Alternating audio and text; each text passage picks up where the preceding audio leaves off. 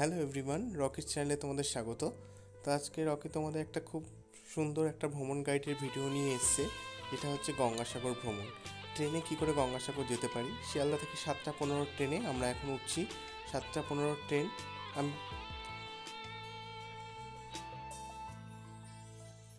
তো আজ আমি তোমাদের সঙ্গে আলোচনা করব আমরা ট্রেনে কটা ট্রেন ধরবো, কোথায় যাব, কি খাবো এবং সেখানে কিভাবে থাকবো।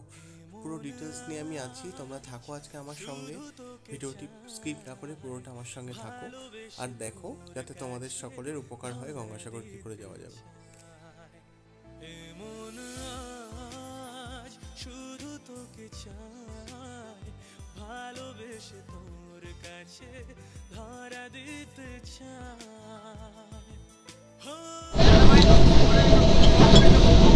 ট্রেনটা যাচ্ছে একদম সকালে, গ্রাম্য পরিবেশের ওপর দিয়ে ট্রেনটা যাচ্ছে।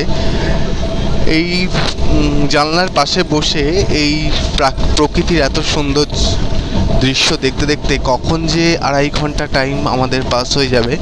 আমরা এখন বলে দিচ্ছি যে এই ট্রেনের ফেয়ার সম্পর্কে বলছি।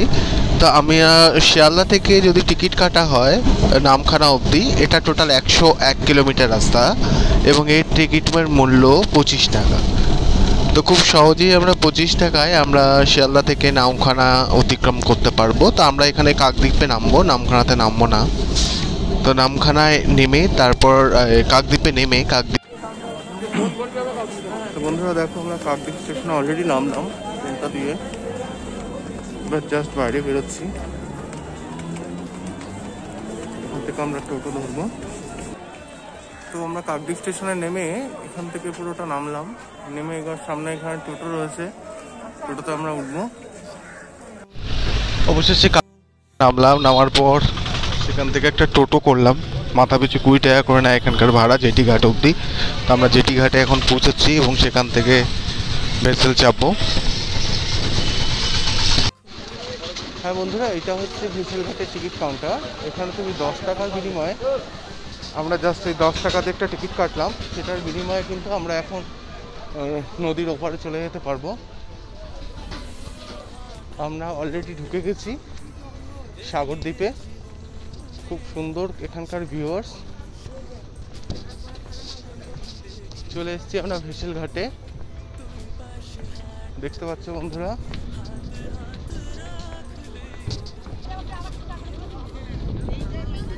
আমরা সাগরদ্বীপে চলে আসলাম।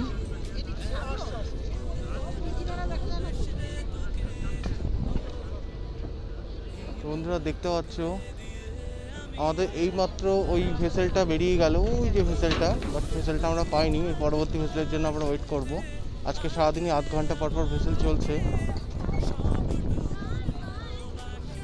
আশা করি গঙ্গায় এখন জোয়ারই চলছে সাগরে। তো বন্ধুরা দেখো, ভেসেল কিন্তু এইমাত্র আসলো, আমরা ভেসেলে এখন উঠছি। তো বন্ধুরা দেখে নাও, এটা আমি জাস্ট এইমাত্র আমাদের ভেসেলটা ছাড়লো। এখন ভেসেলটা ছাড়ার পর এই যে মাঝখানে যে টাওয়ারগুলো দেখতে পাচ্ছ, টাওয়ারগুলো দিয়ে কিন্তু আমাদের এপার থেকে গঙ্গাসাগরে লাইন করা হয়েছে, যার থ্রুতে আমরা কিন্তু বিদ্যুৎটা ওখানে বিদ্যুৎটা দেখতে পারি, বা বিদ্যুতের জন্য আমরা আলোটা দেখতে পারি। এবং এখানে সমুদ্র এতটাই সুন্দর সাগরের। তো এখানে কিন্তু আরেকটা কিছু পাখি আছে, আর সেটা আমি তোমাদের দেখাবো। যেখানে নাকি 45 মিনিটের রাস্তা, এই 45 মিনিটের রাস্তা কিন্তু আমরা সমুদ্রের এত সুন্দর সৌন্দর্য দেখতে দেখতে কিন্তু আমরা পৌঁছে যাবো সাগরের কিনারায়, এটা গঙ্গাসাগরে। তো তোমরা থাকো আমার সঙ্গে এবং আমি তোমাদের দেখাচ্ছি এর পরবর্তীতে যে এখানে যে পরিযায়ী পাখিগুলো আছে, সেই পাখিগুলো কোন জায়গাটায় থাকে। এবং খুব সুন্দর অদ্ভুত একটা সমুদ্রের বুকের মাঝখান দিয়ে আমরা চলছি এবং সত্যি একটা খুব সুন্দর পরিবেশের মধ্যে দিয়ে, এবং নিজেকে 1 থেকে 2 দিনের একটা ছুটির ছোট্ট ট্রিপের মধ্যে এত সুন্দর করে আমরা একটা ঘোরার, একটা ঠাকুরের একটা স্থানে গিয়ে নিজেকে মাইন্ডটাকে ফ্রেশ করা। তো আমি তো করছি, আমার তো খুব ভালো লাগছে। তো তোমরাও আসো, গঙ্গাসাগর ভ্রমণ করো এবং এরকম সমুদ্রের বুকের মধ্যে দিয়ে যাওয়াটার একটা আনন্দ নাও। বন্ধুরা, আমরা পৌঁছে গেলাম গঙ্গাসাগরে। এই যে গঙ্গাসাগরের মেন গেট যেটা আমরা দেখছি, এবং আমাদের ভেসেলটা এখন পাড়ে দাঁড়াচ্ছে। তো অলমোস্ট আমরা এসে গেছি, এখন আমরা এটা নামতে চলেছি। এখন আমরা ওই গঙ্গাসাগরের মেন গেটটা দেখতে পাচ্ছি এবং সেখানে আমরা নামবো। সেখানে নেমে ওখান থেকে আমরা বাস কিংবা যে কোনো গাড়ি আমরা করতে পারি, এবং সেখান থেকে 45 মিনিটসের রাস্তা গঙ্গাসাগর কপিলমুনি আশ্রম।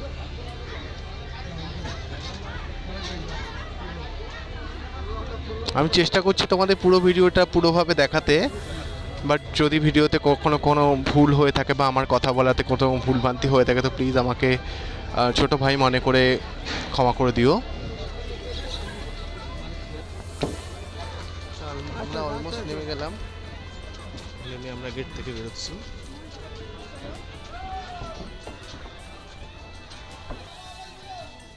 বন্ধুরা, এটা হচ্ছে গেট, যেখানে আমরা গঙ্গাসাগরের গেটে চলে আসলাম।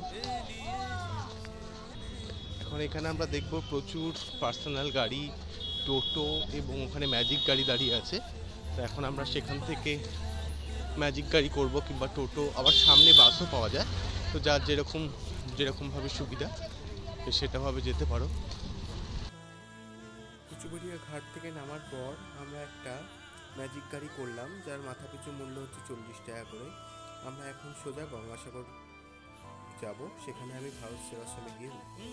বন্ধুরা, আমরা এই ভারত সেবাশ্রমে আসলাম। ভারত সেবাশ্রমে এই রুমগুলো আমরা এখন নিলাম 400 টাকায় রুম, আজ কালকে বিকেল অবধি, আজকে থেকে। তো এই রুমগুলো, এই দোতলার রুমগুলোর জন্য নিয়েছি। তোমরাও আশা করি এখানে এসে ডাইরেক্ট রুম পেয়ে যাবে। রুমের চার্জটা নিলে হচ্ছে 400 টাকা, 500 টাকা বলেছিল, বার্গেটিং করলাম। রুম নেওয়া হয়ে গেল। রুম নিয়ে আসার পর তারপরে আমরা এখন আগে কপিলমুনির মন্দিরটা আগে পরিদর্শন করছি। তো মন্দিরটা আমরা পরিদর্শন করলাম, মন্দিরের সামনে এখন এসে গেছি। এখন আমরা দেখছি এই হচ্ছে মূল মন্দির। বন্ধুরা দেখে নাও, এটাই হচ্ছে কপিলমুনির মন্দির। এটা হচ্ছে কপিলমুনি দেবের মন্দির, যেখানে পূজারী পুজো করছেন। তা আমরা এখন ডালা আনতে যাব, ডালা নিয়ে এসে এখানে কিন্তু পুজো দেব।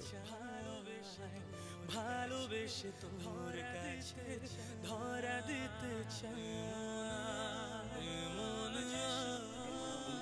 পুজো হয়ে যাওয়ার পর আমরা কিছুটা পুরো গঙ্গাসাগরটা আমরা পরিদর্শন করব, যেখানে অনেক সুন্দর সুন্দর খোদাই করা প্রাচীরের মতো অনেক মূর্তি করা আছে, এবং আমাদের ভোলেনাথের একটা বিশাল বড় মূর্তি করা, যেটা হচ্ছে গঙ্গাসাগরের স্নান, যেটাই আমরা সবাই পরিদর্শন করবো এবং এখানে অনেক ছবি তুলবো।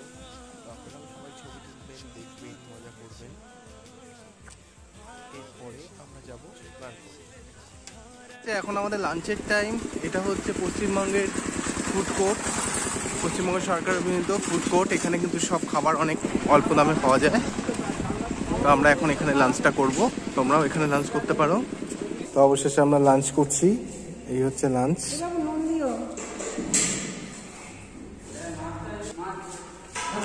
এটা হচ্ছে চিকেন ভাত 130 টাকা, সবজি ভাতটা নিলে হচ্ছে 60 টাকা। তো বন্ধুরা দেখো, আমাদের সাগর থেকে স্নান এখন কমপ্লিট। সাগর থেকে স্নান করে উঠলাম। ওই যে অস্থায়ী যে ইয়েলো কালারের যে ইসেগুলো দেখছো, খাটিয়াগুলো, ওগুলোর মধ্যে মহিলারা জামা কাপড় চেঞ্জ করতে পারবে। যারা একদম সাগরে এসে পড়বে, একবারে খাওয়া দাওয়া করে এখান থেকে স্নান করে জামা কাপড় চেঞ্জ করে তারা আবার রুমে যেতে পারে। তো স্নান হয়ে যাওয়ার পর এখন আমরা আবার একটুখানি আশ্রমের সামনে যাচ্ছি। আশ্রমের সামনে ওখানে বসবো, বসে খাওয়া দাওয়া হয়ে গেছে। এরপরে সন্ধ্যাবেলা কপিলমুনি আশ্রমে আসবো, যেখানে নাকি কীর্তনটা হবে, ঠাকুরের আরতিটা হবে, সেই আরতিটা দেখবো। তো বন্ধুরা দেখো, আমরা রাত্রিবেলা এসে পড়লাম। এখন ঠিক 6:45 বাজে। 7টা থেকে কিন্তু সন্ধ্যা আরতি আরম্ভ হয়ে যাবে। তা আমি তখন সন্ধ্যা আরতি যখন হবে তখন ভিডিওটা দেখাবো।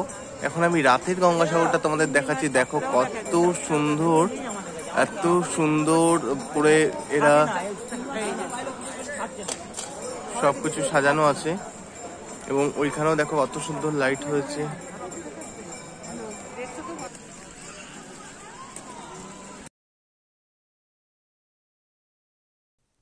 এটা একটা পার্ক, যেই পার্কের মধ্যে মা গঙ্গা মা বসে আছে এবং পার্কের চারিপাশে অনেক সুন্দর সুন্দর কালারিং লাইট।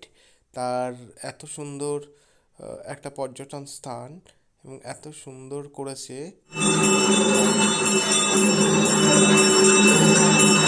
আরতিটা এখন শুরু হলো, 7টা থেকে আরতিটা শুরু হয়, 7টা থেকে আরতিটা সবাই দেখতে আসে।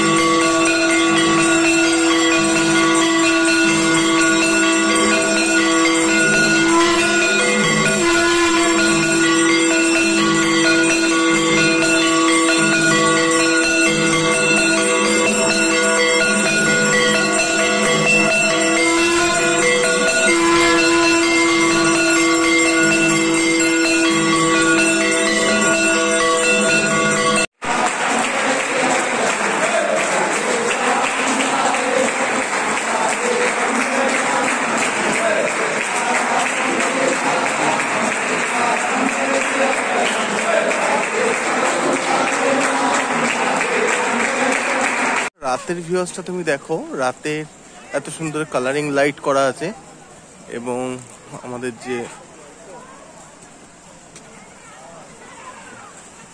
মহেশ্বর আছে, দেখো মহেশ্বরের কাছেও কিন্তু এত সুন্দর লাইটটা, এক একবার এক একটা লাইট কালারিং লাইট হচ্ছে। এটা হচ্ছে রাতের ভিউজ অফ গঙ্গাসাগর।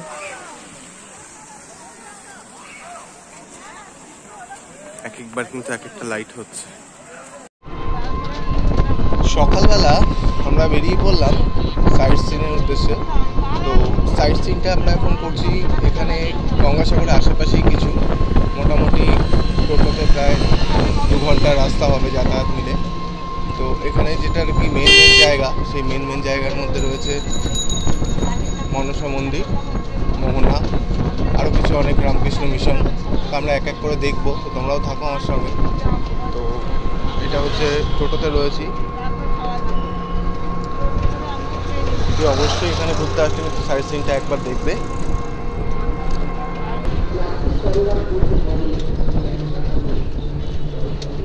টোটোতে রয়েছি মোটামুটি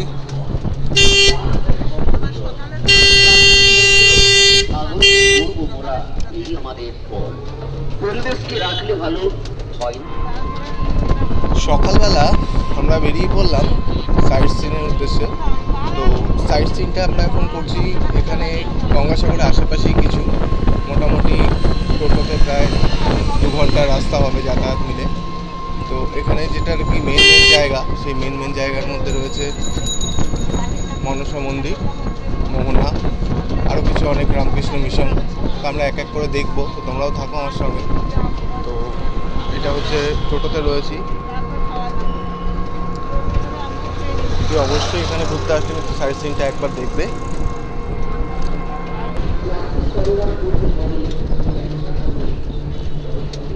টোটোতে রয়েছি মোটামুটি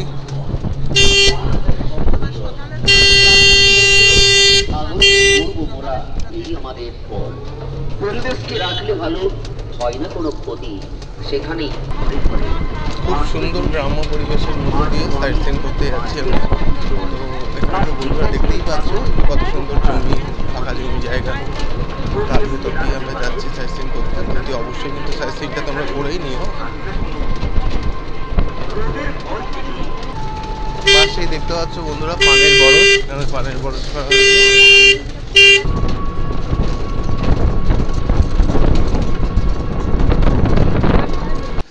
এটা হচ্ছে ফার্স্ট আমাদের দর্শনীয় স্থান, যেটা হচ্ছে শনি মহারাজের মন্দির, গৌরাজ মন্দির। এটাও কিন্তু একটা খুব সুন্দর স্থান, তো তোমরাও দেখে নাও বন্ধুরা। অবশ্যই কিন্তু এটা আমাদের ওই মোহনা যাওয়ার রাস্তাতেই পড়বে। এটা ফার্স্ট আমরা কিন্তু দেখে নিতে পারি। আমি সামনে থেকে দেখাচ্ছি তোমাদের। দেখতে পাচ্ছ বন্ধুরা, কিন্তু একটুখানি কারেন্টের ভেতরে বোধহয় লাইট কম, তো আমি যতটা তোমাদের দেখাতে চেষ্টা করছি। দেখো, এটা হচ্ছে শনি মহারাজ মন্দির। নদী ধারে রাস্তা আছে। তো আমরা টোটো দিয়ে নামলাম এখানে মোহনার ঘাটের এখানে একটা মনসা মন্দির আছে, দেখতে পাচ্ছ বন্ধুরা। মনসা মন্দিরটা আমি পরে দেখাচ্ছি, আগে আমরা মোহনাতে ঘুরতে যাচ্ছি। তো মোহনা থেকে ঘুরে এসে তারপরে তোমাদের এখানেও আমরা আছি এখন মোহনাতে। মোহনার জায়গাটা এখন আমরা যাইনি, এটা সাগরের আরেকটা বিস্তারিত জায়গা, যেখানে অনেক নারকেল গাছ ছিল একটা সময়। দেখো নারকেল গাছের মাথাগুলো কিন্তু কিছুই নেই, যেখানে খালি নারকেল গাছের খালি গোড়াগুলো পড়ে আছে। এই হচ্ছে পুরো এলাকাটা।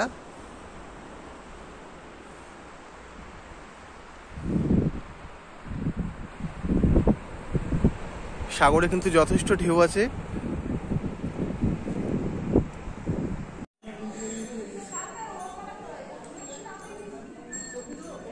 তো গঙ্গাসাগর ভ্রমণ করতে আসলে একবার হলেও কিন্তু এই মা মনসা দেবীর মন্দিরটা কিন্তু একবার হলেও তোমরা দেখে যেও বন্ধুরা। তো এখানে আমি ভিডিওটা তোমাদের দেখিয়ে দিলাম, আশা করি পুরো মন্দিরটাও আমি যতটা পারছি ততটা নিয়ে নিচ্ছি।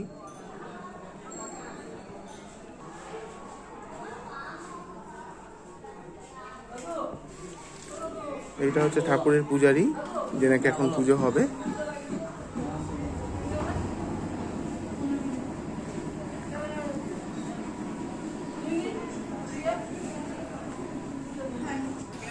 এটা হচ্ছে এইটা বিচে আসার রাস্তাতেই পড়বে।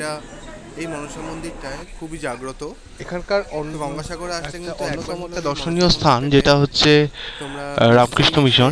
তো আমরা এখন রামকৃষ্ণ মিশনের সামনে যার যা মনস্কামনা আছে সেটা এখানে মনস্কামনা করলে শোনা গেছে এটাও নাকি পুরোপুরি পূর্ণ হয়। তো বন্ধুরা, এটা হচ্ছে মনসা মন্দিরে আমি তোমাদের দেখানোর চেষ্টা করলাম।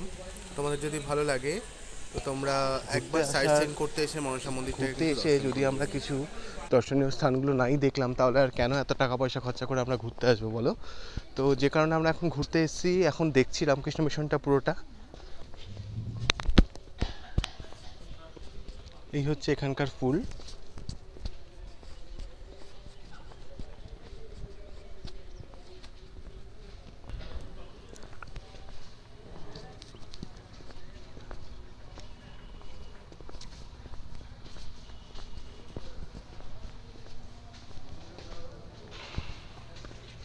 মিশনটাতে আমরা এখন ঢুকছি।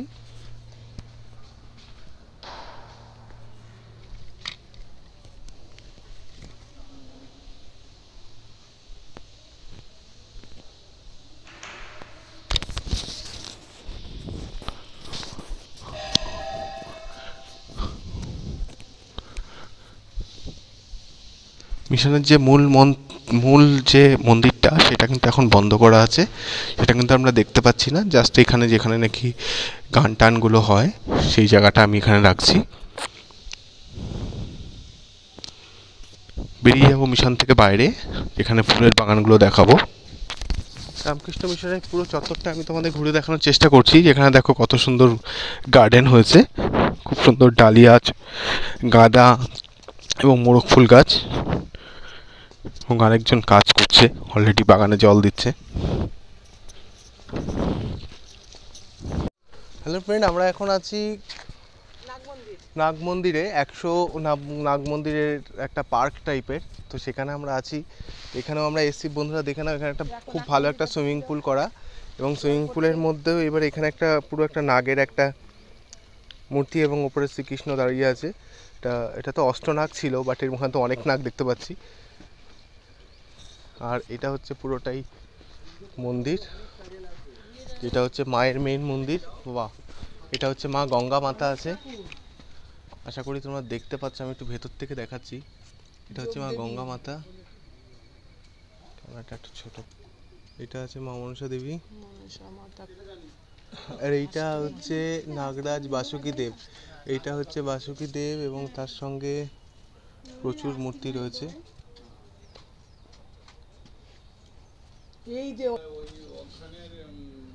এই হচ্ছে 100 নাগদেবীর মূর্তি, এখানে হচ্ছে সব 100 নাগদেবী রয়েছে। এখন তো গেট এটা যোগমায়া মাতা, আর এখানে আমার সিদ্ধিদাতা গণেশ আছে। বন্ধুরা এই হচ্ছে পুরো মন্দিরটা।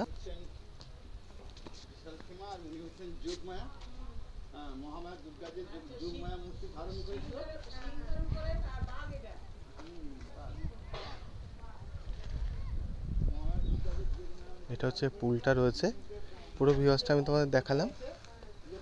এটা হচ্ছে দর্শনীয় স্থানের মধ্যে মেইন। এটা হচ্ছে 100 নাগদেবীর মন্দির। তো কাইন্ডলি প্লিজ তোমরা এসো এখানে 100 নাগদেবীর মন্দির দেখতে। মন্দির চত্বরে আমরা এখন ঢুকে গেলাম। আমরা এখন সোজা সি বিচে যাচ্ছি সকালবেলা।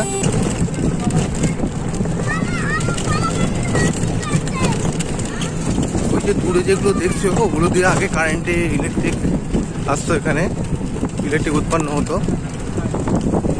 এই হচ্ছে পুরো অঞ্চলটা।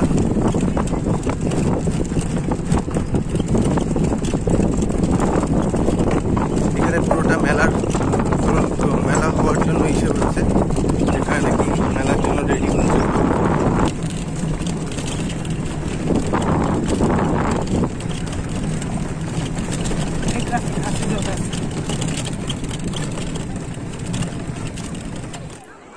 চলে আসলাম এখন সাগর পাড়ে। আজকেও আমরা স্নান করবো। আর আজকে আমাদের দ্বিতীয় দিন। প্রথম দিন আমরা স্নান করেছিলাম, দ্বিতীয় দিনে আমরা সাইট সিন করে এসে সাগরে স্নান করব। এবং এই ইয়েলো কালারের টেন্টগুলো অস্থায়ী, এগুলোতে মেয়েরা কাপড় জামা ছাড়তে পারে। তো আপনারাও একদম এই সাগর পাড়ে চলে আসবেন জামা কাপড় নিয়ে। আমরা পরের দিন খারস্তি আশ্রম থেকে ঠিক ঘর ছাড়লাম ঠিক 3টে বাজে। তখন আমরা ওখান থেকে একটা টোটো ভাড়া করলাম এবং আমরা বেনুমন ঘাটের দিকে আসার জন্য করলাম। এখানকার রাস্তাঘাটের আশেপাশে রাজ্য সরকারের এই সরকারি করা, যেখানে নাকি মাছ চাষ করা হয়। এবং রাস্তাঘাট খুব সুন্দর, মসৃণ রাস্তাঘাট,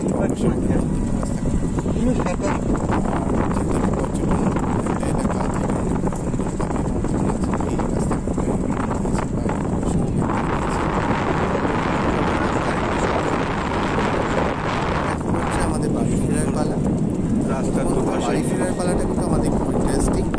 খুব সুন্দর রাস্তা, গঙ্গাসাগরের আশেপাশে খুব সুন্দর রাস্তা এবং খুব সুন্দর ভিউজ। বিকেল 4:45 লঞ্চ, যেটা বেনুবন থেকে ছাড়বে। তা আমরা এখন বেনুবনের উদ্দেশ্যে রওনা দিয়েছি। এগুলো সব সরকারি ট্যুর করা আছে।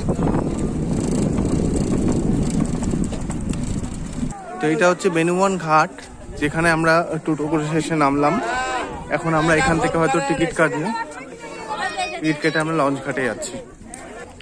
তো এখানে আমি আরেকটা ইনফরমেশন দিয়ে দিচ্ছি বন্ধুরা, এইটা হচ্ছে যাত্রী বিশ্রাম ঘর। এখানে টিকিট কাউন্টার আছে, এটা লঞ্চের। তো এখানে কিন্তু দুপুরের পর মানে 2:45 পর পরবর্তী লঞ্চ কিন্তু 4:45 অবধি কিন্তু আমরা এখন এখানে ওয়েট করছি পরবর্তী লঞ্চের জন্য। তো লঞ্চের টাইমটা জেনে নেও, 4:45 হচ্ছে লঞ্চ, লাস্ট লঞ্চ, এরপরে কোনো লঞ্চ নেই। 4:45 লঞ্চটা ধরে তারপরে আমরা ওই পারে গিয়ে ওখান থেকে আমরা নামখানা স্টেশন যাচ্ছি।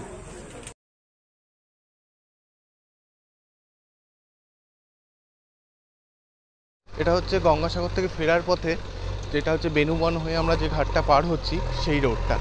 এটা হচ্ছে বেনুবন হয়ে আমরা এখানে কিন্তু এখান থেকে কিন্তু প্রায় 2:45 পর কিন্তু আবার 4:45 সবাই কিন্তু জেনে নেবে। 4:45 কিন্তু লাস্ট লঞ্চ ছাড়ার টাইম, এরপরে কিন্তু কোনো টাইম নেই। তো এখানে খুব অল্প জল এবং সেই অল্প জল দিয়ে কিন্তু এই লঞ্চগুলো অতিবাহিত হয়। এই যে বন্ধুরা দেখে নাও। এবং টিকিট মূল্য, এই লঞ্চগুলোর টিকিট মূল্য নেয় হচ্ছে 32 রুপিস, 32 টাকা করে।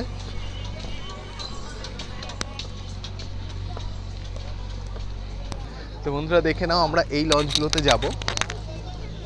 এই লঞ্চগুলো কিন্তু খুবই অল্প জল আছে, দেখো এখানে কিন্তু কোনো জল নেই, খুব অল্প জল। এই জল দিয়েই কিন্তু এটা বেরাবে, মেন সাগরে যাবে এটা বেনুবন ঘাট থেকে।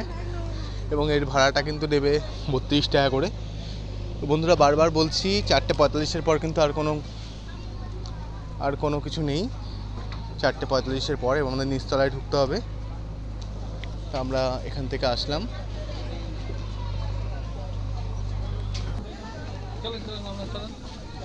আমরা এখন নিচে নামছি।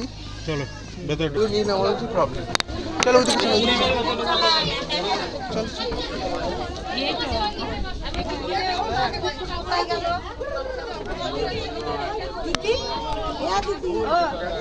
এখানে কিন্তু ইঞ্জিন আওয়াজ হবে ভরভর। তো বন্ধুরা দেখো, এটা আমরা এখন লঞ্চে বসে আছি, লঞ্চ এখনো ছাড়েনি। তো এটা হচ্ছে মেন রোডটা, এখান থেকে আমরা এখন বেরোবো। আমি ভেতরটা একবার দেখিয়ে দিচ্ছি কত লোক হতে পারে এই লঞ্চগুলোতে। এটা লঞ্চটা কিন্তু পুরোটা ভরে গেছে, মোটামুটি এত লোক, মোটামুটি 1-150 লোক এর মধ্যে ঢুকে গেছে। আগে ওপরে দাঁড়িয়ে ছবি তুলতে যাওয়া যেত, বাট এখন একটা অ্যাক্সিডেন্টের পর উপরে এখন কাউকে দাঁড়াতে দেয় না। বন্ধুরা আমাদের লঞ্চ জাস্ট এখন ছাড়লো। তো এই হচ্ছে রাস্তা, এই রাস্তা দিয়ে আমরা মেন সাগরে এখন ঢুকছি। এই যে ওপরে অনেক পাখিগুলোকে তোমরা দেখতে পাচ্ছ। আমি যতটা পারবো ততটা তোমাদের দেখানোর চেষ্টা করব। দেখো খুব সুন্দর পাখিগুলো। এবং তার এইখানে আমরা যে জায়গাটায় আছি তার উল্টো সাইডেই হচ্ছে মৌসুমী দ্বীপ, মৌসুমী আইল্যান্ড যেটা। বেনুবন ঘাট থেকে আমাদের লঞ্চটা ছেড়ে দিল। এখন আমরা লঞ্চটা করে নারায়ণপুরের ঘাটের উদ্দেশ্যে আমরা রওনা দিয়েছি এবং আমরা এখন সেই মূল সাগরে মিশতে চলেছি, যেটা নাকি মূল সাগরে এই লঞ্চটা মূল সাগরে গিয়ে মিলবে। এবং আমরা যে জায়গাটায় আছি এখন, এই জায়গাটার বাঁদিকেই মৌসুমী আইল্যান্ড আছে এবং ডান দিকে গিয়ে এটা বঙ্গোপসাগরের সঙ্গে মিলিত হয়েছে। তো আমরা এখন মেন জায়গায় আসতে চলেছি, মেন সাগরে ঢুকে পড়েছি। বিকেল 4:45-এর লাস্ট লঞ্চ, এরপরে আর কোনো লঞ্চ চলে না। যারা মনে করবে যে রাত্রিবেলার ট্রেন ধরবে, নামখানাতে আমরা এখন নারায়ণপুর ঘাটে যাব। নারায়ণপুর ঘাট থেকে নামখানা স্টেশন যাব। নামখানা স্টেশন থেকে কিন্তু আমরা ট্রেন ধরবো রাত্রি 7:45-এর ট্রেন, যেটা করে আমরা শিয়ালদায় যাব। এই লঞ্চগুলোতে মোটামুটি অনেক লোক হয়, মোটামুটি 300 লোক এর মধ্যে হয়। তা আমরা সবাই এখন বসে আছি। প্রায় 45 থেকে 1 ঘন্টা সময় লাগতে পারে এই বেনুবন ঘাট থেকে আমাদের নারায়ণপুর ঘাট পর্যন্ত। তা 1 ঘন্টা আমরা সমুদ্রের বুকে সাগরের বুকে দেখতে দেখতে আমাদের টাইম স্পেন্ড করে দেব।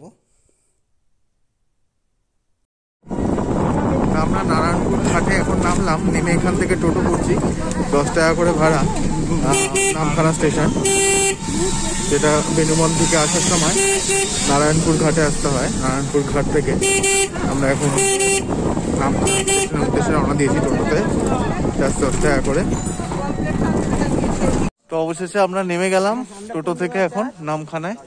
তো এটা হচ্ছে নামখানা স্টেশন, বন্ধুরা দেখে নাও। নামখানা স্টেশন এখন 7:05-এর ট্রেন। যারা সন্ধ্যেবেলা আসতে চাইছো তারা ওই 4:45-এর লঞ্চটা ধরে 7:05-এর ট্রেনটা ধরবে, সেটা শিয়ালদায় চলে যাবে অলমোস্ট 2.5 ঘন্টার মধ্যে। আজকে পূর্ণিমার একটা চাঁদও তোমাদের দেখাচ্ছি, দেখো স্টেশনের উপরে একটা চাঁদও রয়েছে খুব সুন্দর। এই হচ্ছে পুরো এরিয়াটা, স্টেশন চত্বরটা। Thank you for watching. এতক্ষণ ধরে আমার ভিডিওটি দেখার জন্য অনেক ধন্যবাদ।